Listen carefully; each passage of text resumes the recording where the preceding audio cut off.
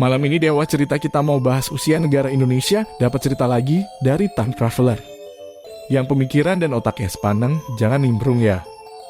Ramalan kebangkitan Nusantara sudah banyak disampaikan sejak runtuhnya Kerajaan Majapahit. Dari generasi ke generasi, ramalan ini pasti selalu terdengar dan muncul kembali. Kebangkitan Nusantara bukan berarti kebangkitan negara Indonesia, tetapi sebaliknya. Kebangkitan Raja-Raja Nusantara yang sebenarnya benar-benar reinkarnasi para Raja-Raja Nusantara. Dan perlu diingat, Raja-Raja Nusantara tidak bereinkarnasi kepada garis keturunannya langsung.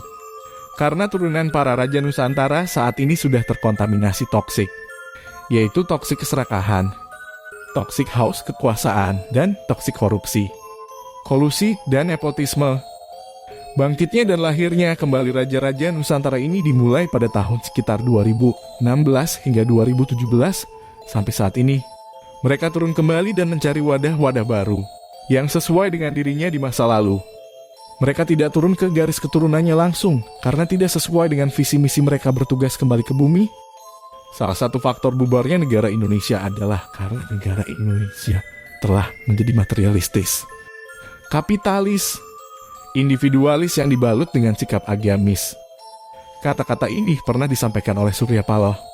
Dan ini menjadi bukti para oligarki dan pengusaha rente sudah memasuki pemerintahan Indonesia.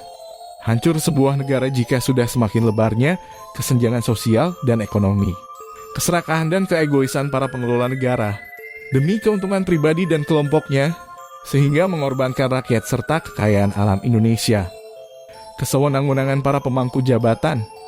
Hal ini yang membuat persatuan dan kesatuan Indonesia semakin rentan, dan ini menjadi celah yang akan dimanfaatkan oleh negara lain untuk mengambil alih negara Indonesia. Sebagian rakyat sudah sangat muak dengan para perilaku pejabat Indonesia yang semakin menikmati kesejahteraan, tetapi rakyat berjuang mati-matian untuk sesuap nasi. Oleh karena itu, suatu hari akan ada satu negara kulit putih menyerang Indonesia untuk mengambil alih negara Indonesia. Negara Indonesia ini negara incaran seluruh dunia, karena kekayaan alamnya yang berlimpah. Negara Indonesia ini mirip Konstantinopel pada masa itu, wilayah yang diperebutkan oleh negara-negara di dunia. Kamu bisa lihat, Indonesia negara yang tidak terlalu terkena dampak resesi ekonomi, karena alternatif bisnis di negara Indonesia banyak sekali. Karena kayaknya tanah Nusantara. Info dari Time Traveler, Indonesia akan berperang, akan diserang di saat dan waktu yang tepat, di mana jiwa patriotisme rakyatnya hampir hilang dan rasa persatuan serta kesatuannya hampir pudar. Akan menjadi negara yang rentan diambil alih. Pada saat itu akan hilang nama negara Indonesia, atau negara ini akan bubar.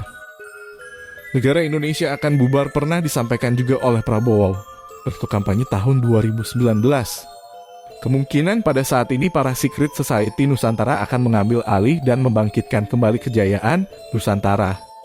Dan mungkin pada masa itu, bandit-bandit di negara Indonesia akan punah. Ingat, pemerintahan Nusantara itu sangat bengis kepada para koruptor, kepada pengusaha oligarki, kepada para pengusaha rente, dan kepada para penghisap uang rakyat. Jadi usia negara Indonesia bisa berakhir kapan saja.